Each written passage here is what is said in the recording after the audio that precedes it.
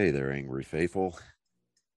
I just wanted to drop in, bend your ear a little bit, get your attention.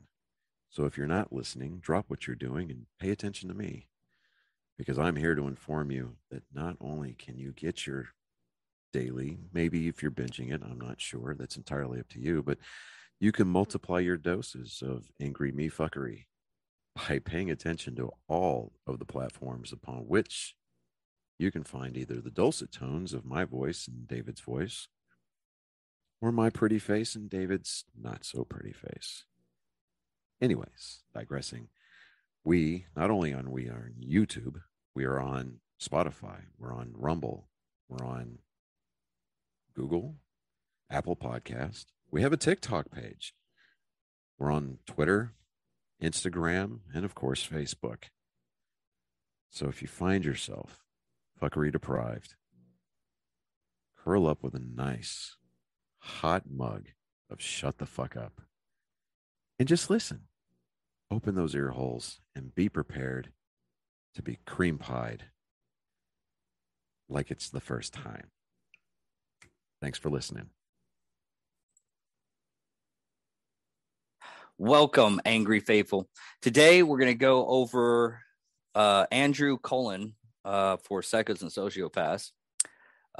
He's a man that murdered 5 people over the time frame of 3 months, and April 27th to July 15th. He ended up committing suicide because he decided, just because I killed 3 people doesn't mean I want to be in a jail cell type bullshit. But anyways, we're going to go over his life, his early life a little bit, and then we're going to go over his adult life and just see where everything comes together to find out what made this idiot decide to kill like 5 people in a span of 3 months. All right. Andrew, the youngest of 4 people, was born August 31st, 1969 in National City, California, to Mendoza, and a Filipino-American, and Mary Annie Cunanan, an Italian-American. Mosto was serving in the U.S. Navy in the Vietnam War at the time of his son's birth. After leaving the Navy, where he served as Chief Petty Officer, he ended up working as a stockbroker. In his youth, Andrew lived with his family in National City, attending Bauta Vista Middle School. In 1981, his father enrolled him in a bishop school, an independent day school. I'm trying to figure that one out. United States, the term private school can't be correctly. It was a private school. They just used fancy words. God. Located in Lojota. Hold on. Stephen Hawking voice, help me out. La Jolla, neighborhood of San Diego. There, Andrew met his lifelong best friend, Elizabeth Colt, at school. He was remembered as being bright and very talkative and tested his IQ of 147. Now, I'm not going to lie, IQ testing on children is, I probably have an IQ of like 100 now, but when I was a kid, I had like an IQ of like 169, which is the borderline of freaking,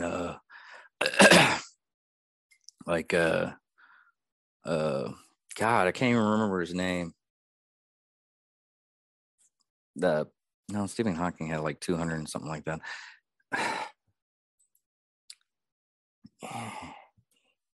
Hold on, people. I'm messing up big time.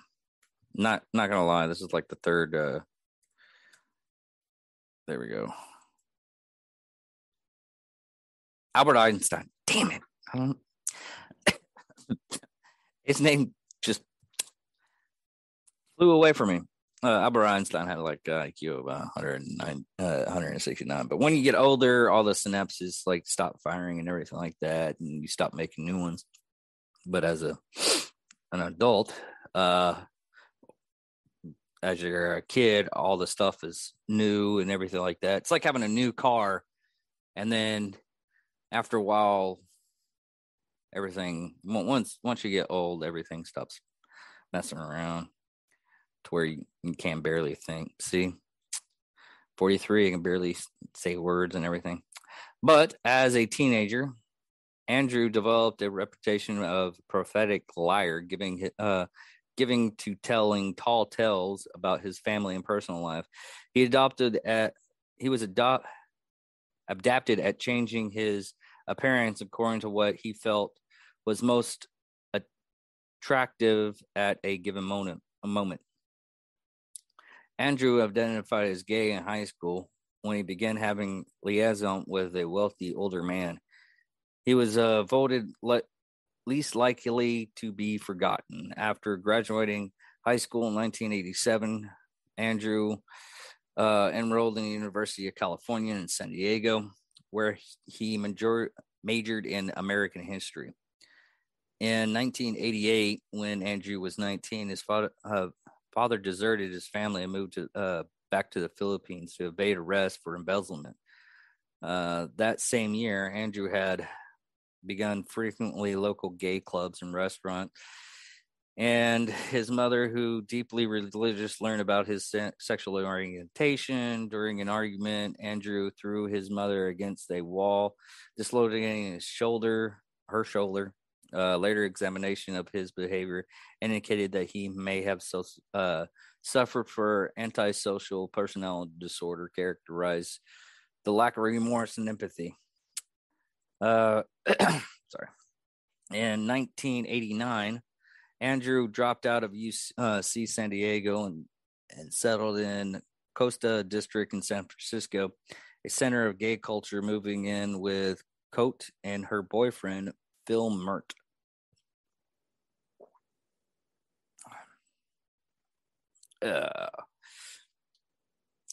In San Francisco,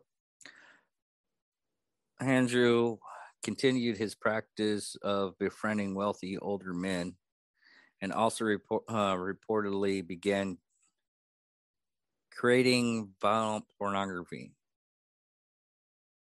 Wow. He was also socialized in Hillcrest and Loloya neighborhood of San Francisco, as well in Scottsdale, Arizona, apparently living off the largest of the one wealthy patrons of another. Andrew is also believed to have been dealing drugs, including prescription opiates, cocaine, and marijuana. He used several aliases: Andrew Da Silva, Lieutenant Commander Andrew Cummings, Andy Cummings, Drew Cummings, and Kurt Matthew Demars. Sorry. Andrew allegedly first met fashion designer Ginny Verisi in San Francisco in October 1990. When Verisi was in town to be fitted for the costumes he had designed for the San Francisco Opera production of Richard Status opera Caprica. Hold on, Stephen Hawking boys, help me out. Capriccio. Although the Verisius family has always denied that the two men ever met, in December 1995, Andrew met David Masson in Minneapolis, architect in San Francisco bar.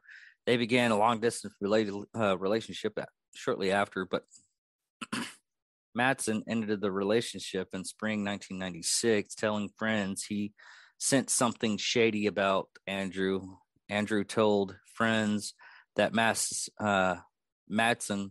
was the love of his life. Not crazy. In September 1996, Andrew broke up with Norman Blatchford, a wealthy older man who had been hosting and financially supporting him. He soon maxed out his credit cards.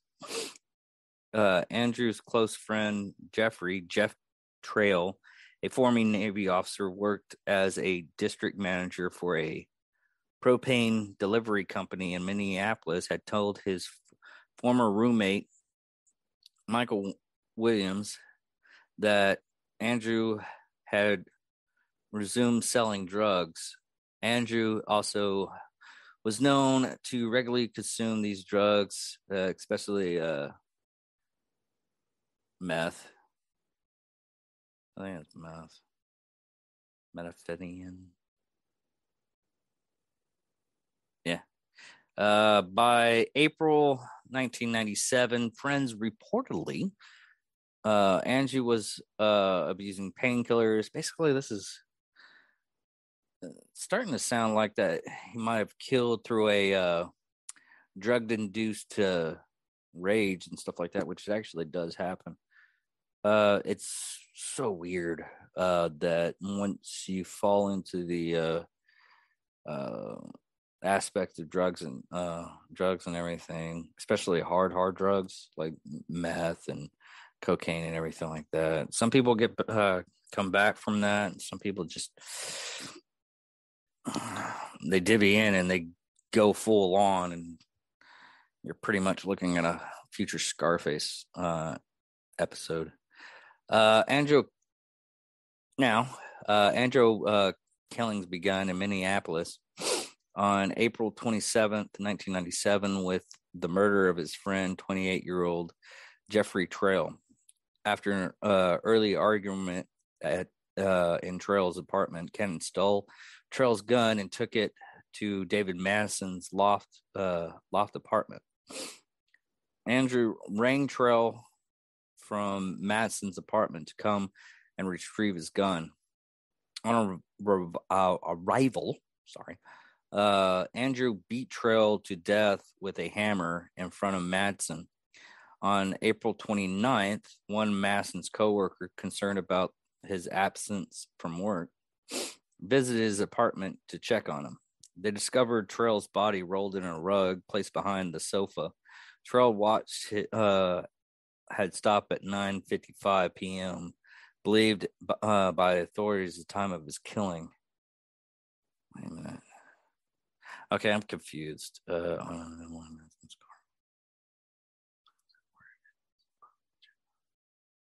he kill both? No. Okay. Madsen, 33, was Colin's second victim. Okay.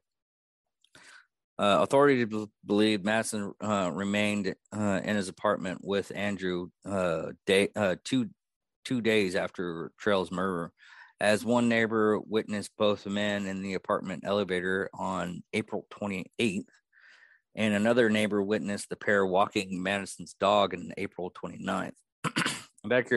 Investigators then treated Madison as a suspect to Trail's murder, but Madison's family insisted that he was held hostage by Cunanan, Andrew.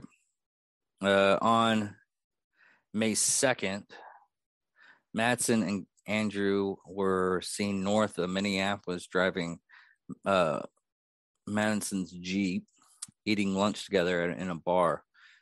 The following morning, Madison's body was found in the east shore of Rust Lake near Rust City, Minnesota, with a shotgun wound to his head and back from a .40 caliber Taurus PT 100 semi-automatic pistol. Oh, I have a picture of it. Looks like Beretta. Cunanan had taken from Trail's home. The third murder was Lee McGill. Man, I am horrible at words. Migley. It's really sad. I'm horrible words, but I keep on doing this. I'm reading off stuff. On May 3rd, Andrew drove to Chicago, Illinois, and killed 72-year-old Lee McGillen, a prominent real estate developer. He bound Lee. He bound Lee's hands, feet, and wrapped his head with duct tape, then stabbed Lee more than 20 times with a screwdriver, slit his throat with a hacksaw, and stole his... Jesus. Oh.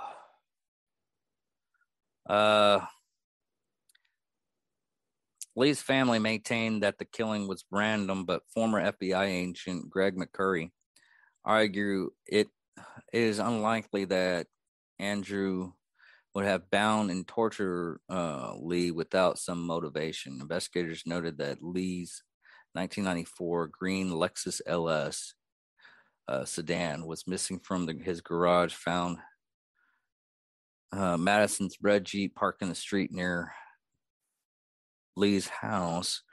Lee's Lexus was equipped with a car phone, which, according to Ameritech Cellular Records, was active on May 4th, and Union County, Pennsylvania authorities began monitoring his phone's activity, found it as also activated on May 8th in Philadelphia, and on May 9th in Penns Grove and Point Township, New Jersey. Now for the fourth murder, William Reese on May 9th in Penns Township, New Jersey. Pennsville Township, okay. At Fen Point National Cemetery. Andrew shot and killed 45-year-old cemetery caretaker William Reese. Later that day, when Reese did not return home for dinner, his wife visited the cemetery to check on him. Found the caretaker's home office ajar with a radio playing inside. Jesus. She then called the police, who found Reese shot in the head with the same Taurus pistol Andrew had used on Manson's murder. Unlike Andrew's other victim, he killed for seemingly personal reasons. Authorities believe that Reese's murder was simply for his 1995 red Chevrolet pickup truck. Andrew used this pickup truck to drive to Florida. On May 12th, Andrew began staying in Normandy Plaza Hotel in Miami Beach, Florida, where he paid $29 a night in cash. God, I wish I... Nowadays, it's like almost like $80 to $100 to stay at a hotel. On June 12th, he was listed on the FBI's 10 most wanted list, while a manhunt unsuccessfully focused on Reese's stolen truck that Andrew was using. The killer hid in plain sight for 2 months. Andrew used his own name to pawn a stolen item on July 7th. Despite knowing that the police routinely revisited the pawn shop's records. On July 14th, seemingly out of money, Andrew checked out of his hotel without paying his last night there. Yeah. Around 8:45 a.m. on July 15th, Andrew murdered 50-year-old Giannini Viteresi on the front steps of Casa Corona. Casa Corina, his mansion in Miami Beach.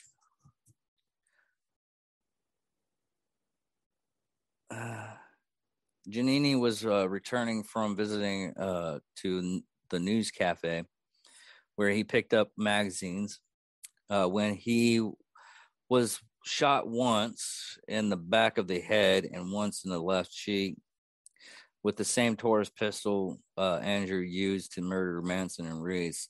The witness pursued Andrew but was unable to catch him as he fled into the nearby parking garage.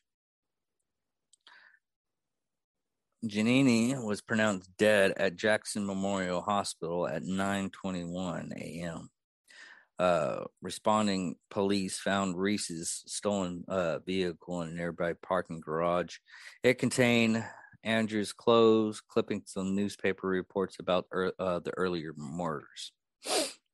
On his death on July 23rd, 1997, Ken's body was found in a luxury houseboat in Miami Beach after a caretaker reported to police of hearing a gunshot. He shot himself with a Taurus pistol stolen from trails. It was the same weapon he used to kill Madison, Reese, and Versiti. Versus? That's confusing. Yeah, versus. Wow. Andrew cremated remains are in a mausoleum at Holy Cross Cemetery in San Diego. This is his motives. Andrew's motivation remains unknown. At the time of the murders, there was an intense public and press speculation linking to the crimes to Ken's alleged discovery that he was HIV positive. Although the autopsy revealed that he was HIV negative. Although police searched the house after where Andrew died, he left no suicide note, a few personal belongings. Investigators noted that Andrew's reputation for acquiring money and inspections possessions from wealthy older men. Police considered a few of the findings to be of note, except for multiple tubes of what? I'm curious on this one. Some kind of cream.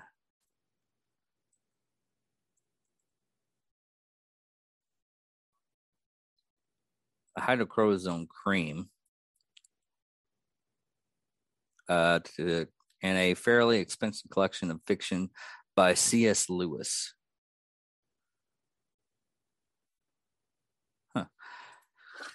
In popular culture, Andrew was portrayed by Sandra Perdue in the Versiti's murder in 1998. Johnny Tent in the film. And anyways, that's it on him. It's kind of weird on this guy. I think it was just more or less the drug-induced mental illness type deal. People that actually do have like high doses of mental illness and everything, they do turn to it's just statistics. It's nothing you can really hands down go with and go, oh, it's because of the drugs and everything. It's a combination of everything. He had a good childhood until he was like 19, and dad, found out his dad embezzled. So I don't know if that would be a cause. There's no definition of the views other than the fact that his mother didn't like his homosexuality, which I don't care about that shit. I don't think really anybody really does. And the people that do, like hardcore, it's like, I can't believe he's gay. I'm like, oh, dude, it doesn't fucking matter. My opinion on stuff like that, and this is just coming from my own child. She told me, I was like, okay, are you going to commit genocide? No, don't care. We're good. Don't care. As long as it doesn't, affect me in any ways. It's kind of, as long as you're happy with whoever you're with and everything like that, be happy. That's the best we can do in life, really. But that could sometimes that can be a factor. But from all this stuff that I'm reading off of this guy right here, Andrew, it's more or less one of those things that it was drug infused craziness. They even diagnosed him with, I seriously think that he antisocial personality disorder.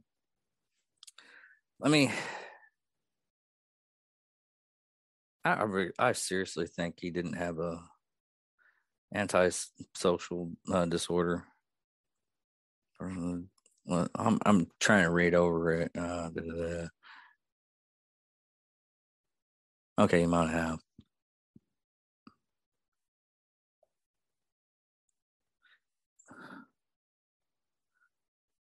Yeah.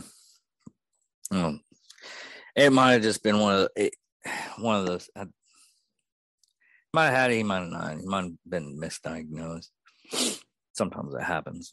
That's the reason why medical stuff, some of it is theory and it's not actual down pat stuff. I mean, a lot of the doctors, and nothing going against any kind of doctors or anything like that. But a lot of doctors, they haven't been known to misdiagnose, and the stuff dealing with a person's mind is very misdiagnosed a lot of the times.